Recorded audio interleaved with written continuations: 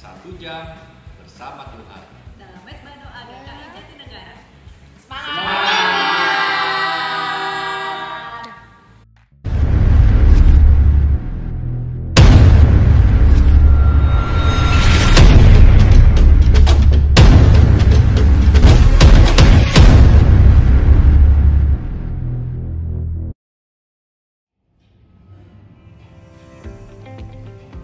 Shalom saudara, Mesbah Doa sudah mau mulai.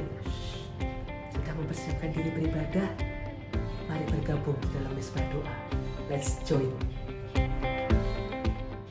Hai, aku Vander. Aku Sebastian. Kami mau bernyanyi Yesus sayang padaku. Yesus sayang padaku, Alkitab mengejarku, walaupun kecil lemah, takut ini miliknya. Yesus Tuhanku, sayang padaku, itu firman-Nya di dalam Alkitab. Jesus loved me, yes I know. From the Bible tells me so. Little ones to Him belong. They are weak, but He is strong. Yes, Jesus loved me. Yes, Jesus loved me. Yes, Jesus loved me. The Bible tells me so. Yes, I will in your searching household.说要向海主牧羊，做水的小子安静。是耶稣爱我，是耶稣爱我，是耶稣爱我，有圣经告诉我。Terima kasih. Ya, lagu yang sangat indah. Yesus sayang padaku. Karena Yesus memang sungguh mengasihi kita semua. Dan saya percaya di tengah pandemi ini, Yesus sayang kepada setiap kita. Yesus menganugerahkan teknologi. Yesus menganugerahkan momen-momen jam-jam di mana kita bisa berdoa seperti malam hari ini. Mari kita bersatu di dalam doa. Tuhan, kami bersyukur atas setiap berkat pemeliharaan Tuhan. 3 bulan ini kami berjuang melawan COVID. Tetapi terlebih daripada itu kami juga merasakan siraman kasih-Mu yang demikian besar.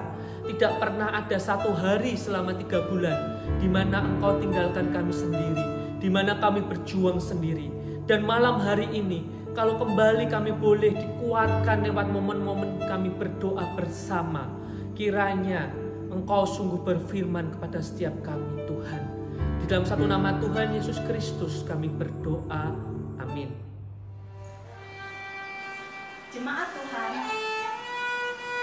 Alkitab mengatakan hidup kita adalah bagaikan bejana di tangan Sang Penjunan. Inilah kerinduan hati Allah untuk boleh membentuk hidup kita seturut yang Tuhan mau. Dan kiranya ini juga boleh menjadi kerinduan kita bersama untuk boleh dibentuk seturut dengan apa yang Tuhan mau, bagaikan bejana.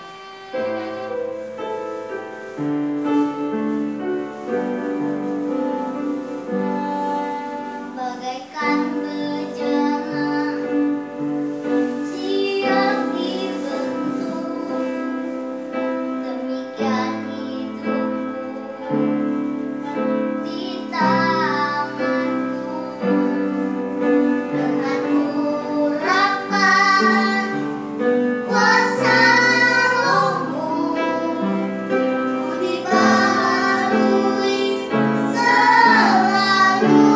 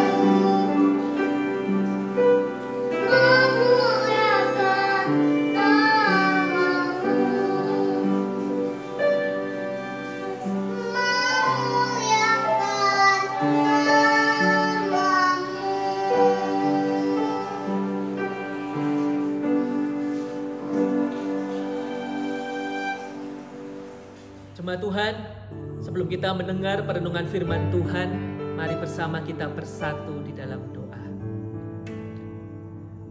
Tuhan, kami sungguh tahu bahwa ketika kami boleh berdoa bersama, itu anugerah Tuhan. Memuji Tuhan bersama itu anugerah Tuhan.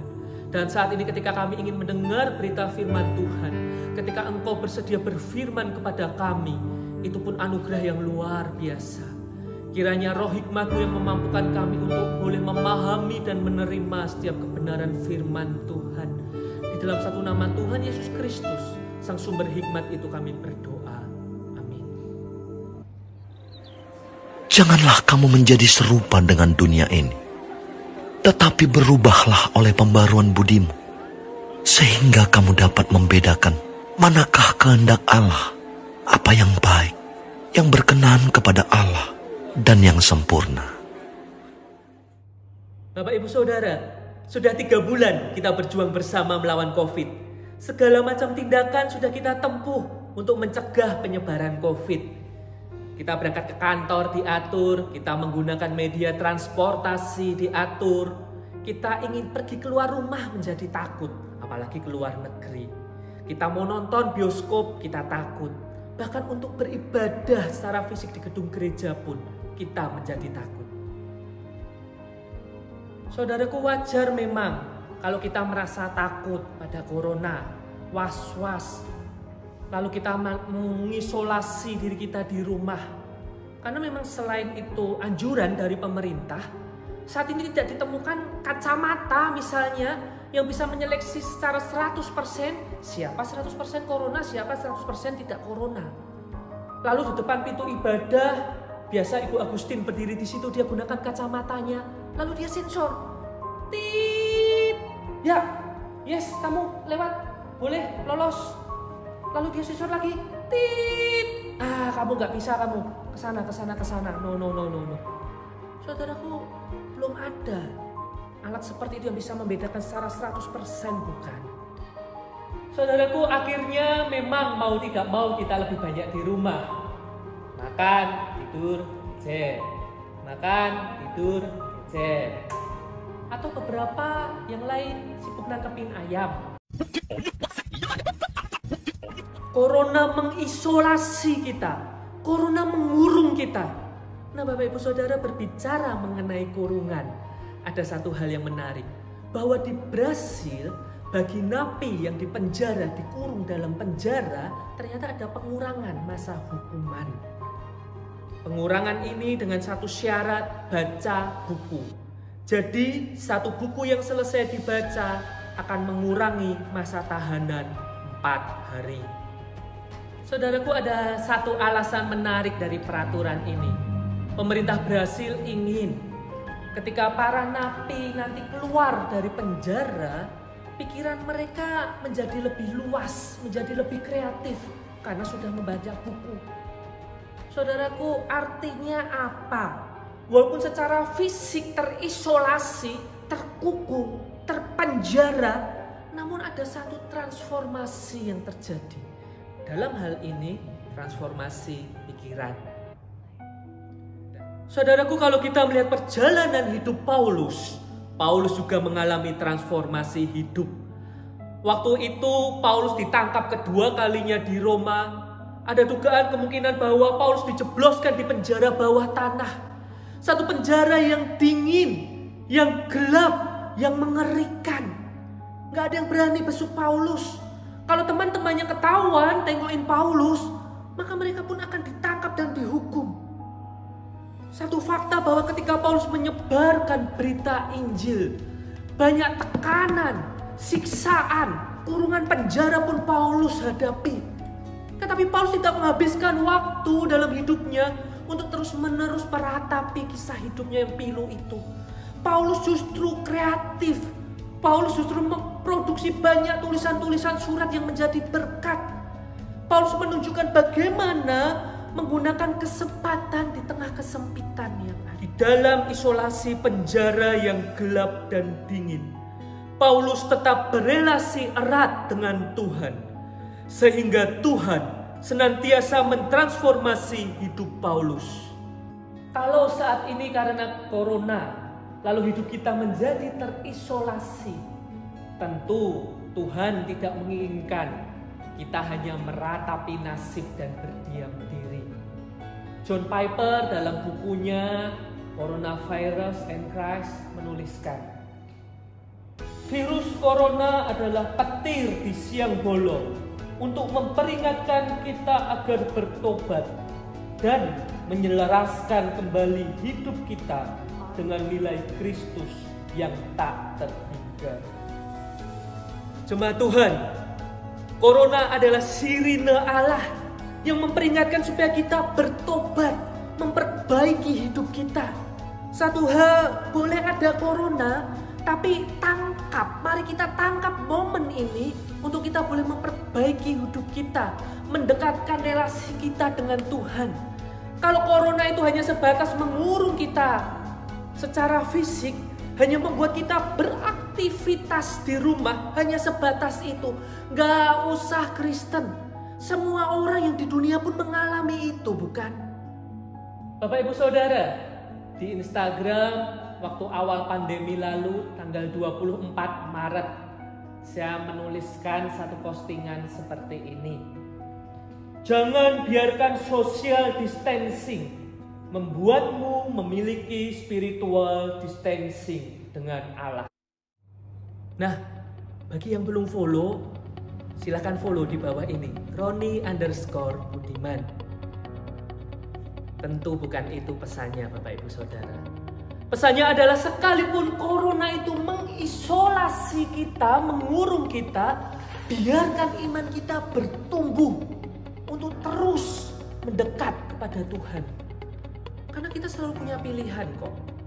Ketika kita punya banyak waktu di rumah, kita mau pilih kita ini berleha-leha, atau kita setiap hari hanya meratapi nasib, menyalahkan nasib.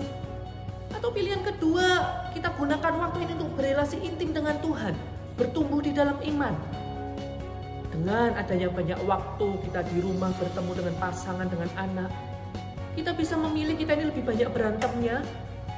Kita termasuk salah satu dari sekian banyak pasangan yang ketika corona pandemi ini justru ironisnya mengajukan perceraian. Atau kita memilih untuk kita menggunakan momen ini banyak berkomunikasi, berrelasi erat dengan pasangan dan anak-anak kita. Lalu apa resepnya?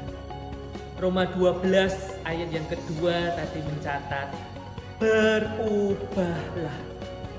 Tetapi Bapak Ibu Saudara, yang menarik, di dalam bahasa Yunani ternyata tidak ada kata berubahlah. Yang ada adalah kata metamorphostai. Kita lebih akrab dengan kata metamorfosis. Ingat proses ulat menjadi kupu-kupu yang indah? Nah, metamorphostai ini terjemahan yang lebih tepat adalah be transformed. Perhatikan bahwa kata ini bukan kata kerja aktif, tetapi kata kerja pasif. Diubah. Hanya Allah yang sanggup melakukan transformasi dalam hidup kita. Kalau kita manusia mengusahakan transformasi itu, pasti gagal. 2 Korintus 5 ayat 17 menulis, jadi siapa yang ada di dalam Kristus, ia adalah ciptaan baru.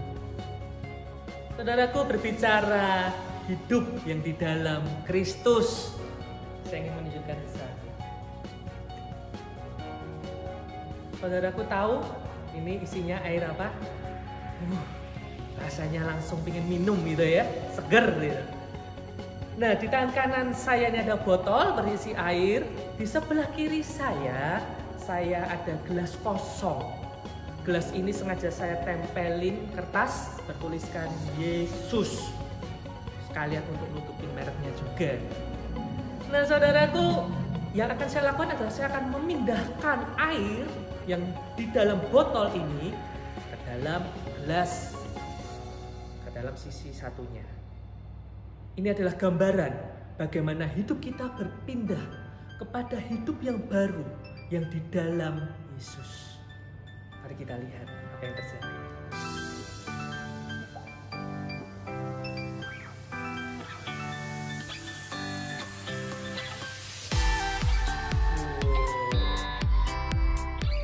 Apa yang terjadi, Bapak Ibu Saudara? Air yang tadinya berwarna coklat gelap itu sekarang berwarna orange yang sungguh menggoda. Bapak Ibu kalau suruh pilih, mau pilih minum yang mana? Yang coklat tadi atau yang kuning seger ini? Tunggu, saya lupa satu hal. Sempurna. Saudaraku, dari ilustrasi tadi kita bisa melihat materinya tidak berubah, tetapi wadah di mana materi itu diletakkan itulah yang mampu merubah materi itu menjadi seperti apa. Dengan kata lain, bukan airnya yang sakti, bukan materinya, tapi wadahnya. Saudaraku, ketika kita berada di dalam kasih Kristus, maka hal yang sama pun akan terjadi dalam hidup kita. Kasihnya, kuasanya itu akan mentransformasi hidupmu dan hidupmu. Mari kita gunakan waktu yang ada dalam hidup hari-hari kita ini dengan bijak. Biarlah waktu-waktu yang ada ini kita terbuka kepada Kristus, sehingga kasih dan kuasa Kristus itu sanggup mentransformasi hidupmu dan hidupku.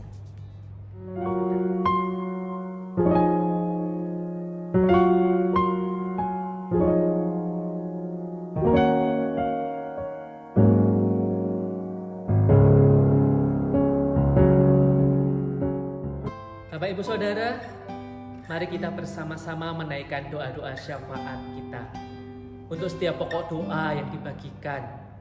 Bapak Ibu Saudara boleh mendukung dari rumah masing-masing untuk turut berdoa, baik di dalam hati maupun membuka suara. Mari kita berdoa. Saudaraku, malam hari ini mari kita juga bersyukur kepada Tuhan, mengingat akan keluarga kita. Karena pandemi, kita di satu sisi punya banyak waktu untuk berelasi dengan keluarga di rumah. Tetapi di satu sisi ironisnya kita juga temukan bahwa angka perceraian itu semakin tinggi ketika pandemi ini terjadi. Oleh karena itu mari kita bersyukur kepada Tuhan atas relasi yang Tuhan percayakan kepada kita. Dan kita membawa di dalam doa, kiranya Tuhan hadir di tengah-tengah relasi kita dalam keluarga. Mari bersama kita berdoa di rumah kita masing-masing.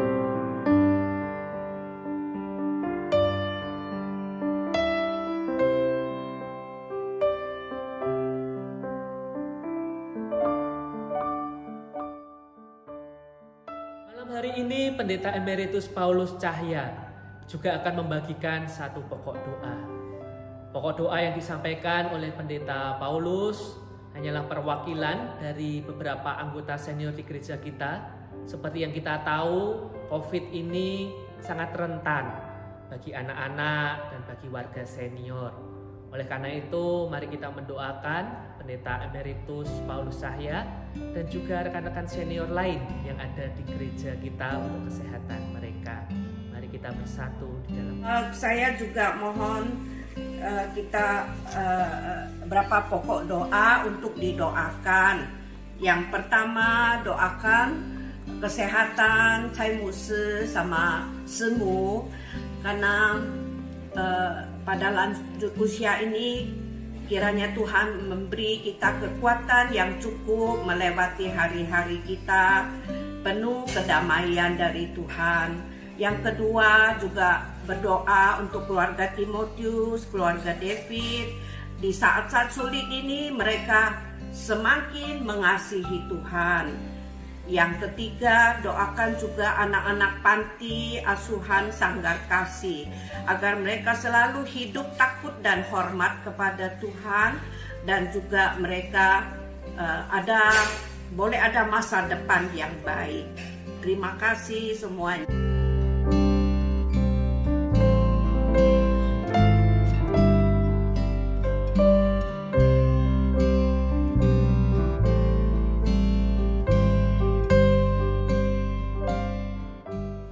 Jemaat Tuhan, saat ini kita juga akan mengingat gereja kita. Mari kita berdoa untuk rencana reopening gereja. Saat ini para pemimpin gereja, para majelis sedang berdiskusi menggodok rencana ini. Kiranya Roh Tuhan boleh memimpin mereka, dan kita juga berdoa untuk kerohanian jemaat, keuangan jemaat. Krisis ini tidak mudah untuk dilewati. banyak yang saat ini goyah butuh pegangan. Mari kita doakan nama-nama yang kita tahu sedang struggle, sedang berjuang untuk boleh melewati masa-masa sukar ini bersama dengan Tuhan. Mari kita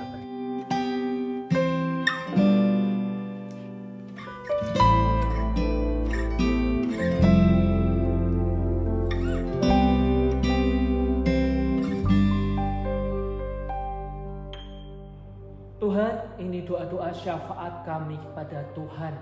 Kiranya Tuhan terus beracara dan tidak pernah meninggalkan hidup kami. Di dalam satu nama Tuhan Yesus Kristus kami berdoa. Amin.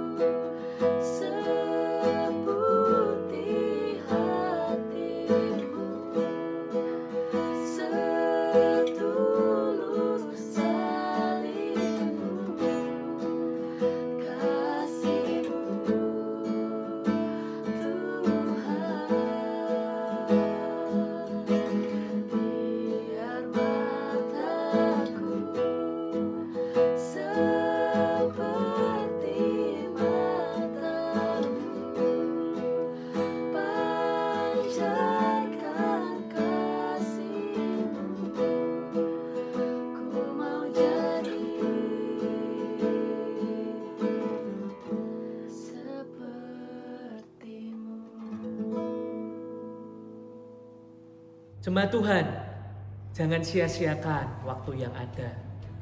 Banyak kisah di mana Tuhan lewat momen-momen yang sulit ini, justru Tuhan mentransformasi hidup orang-orang percaya untuk mendatangkan kebaikan. Dan saya merindu engkau dan saya pun termasuk di dalam bagian kisah itu. Mari kita mengakhiri mesbah doa kita dalam doa.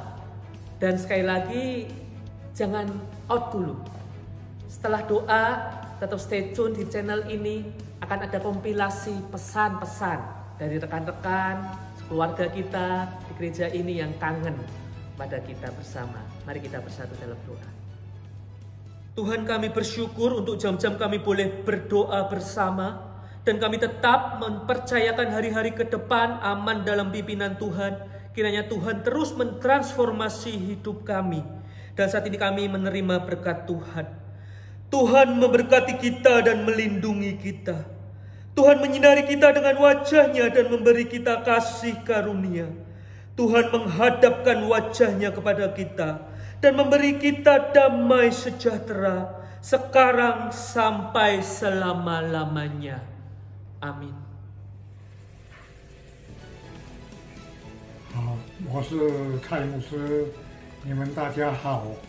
师母要跟你们讲话，谢谢。 Saudara-saudari yang saya kasihi di GKI Jatinegara, kita setiap hari bersyukur kepada Tuhan karena hidup kita selalu ada anugerah dan pertolongan Tuhan. Pada saat situasi saat ini hidup kita pasti mengalami perubahan, tapi kita bersyukur kita lebih banyak waktu boleh merenungkan firman Tuhan, dan firman Tuhan ya, kita mengalami firman Tuhan itu hidup. Kita juga terus berdoa mohon pertolongan Tuhan supaya iman kita terus bertumbuh, karena iman mengajar kita untuk sebuah kesabaran menunggu. Iman juga mengajar kita untuk berpengharapan kepada Tuhan yang hidup. Iman juga mengajarkan kita untuk percaya teguh kepada Tuhan Yesus. Karena Tuhan berkata kalau kita tinggalkan Tuhan, kita juga tidak dapat berbuat apa-apa. Maka di dalam situasi yang sulit ini, kita setia kepada Tuhan, kita terus mohon kekuatan kepada Tuhan untuk melewati hari-hari kita. Terima kasih, Tuhan memberkati kita semua. Halo, selamat pagi, apa kabar? Semua baik-baik saja. Saya Itai Tai, nama saya Yantinela, umur saya 86. Kita sudah di karantina 3 bulan. Saat ini kita dengan online bertemu lagi. Semua itu anugerah Tuhan. Saya percaya hari ini kita bertemu, wajah kita sudah berubah. Situasi keadaan juga sudah berubah, tapi tidak apa-apa. Yang penting iman kepercayaan kita kepada Tuhan tidak berubah selama-lamanya. Saya juga mohon pada Tuhan, virus corona cepat berlalu, keadaan di Indonesia bisa pulih kembali. Dan saya juga mohon kepada Tuhan, Roh Kudus selalu memimpin jemaat boleh taat turut firman Tuhan. Jangan hidup di duniawi, supaya kita hidup bisa pancar sinar Tuhan, kemuliaan bagi Tuhan. Amin. Shalom teman-teman GKI Jatinegara, apa kabar? Semoga semua dalam keadaan baik-baik saja. Semoga COVID-19 dapat segera berlalu dan kita bisa bertemu kembali dan kebaktian bersama. Shalom.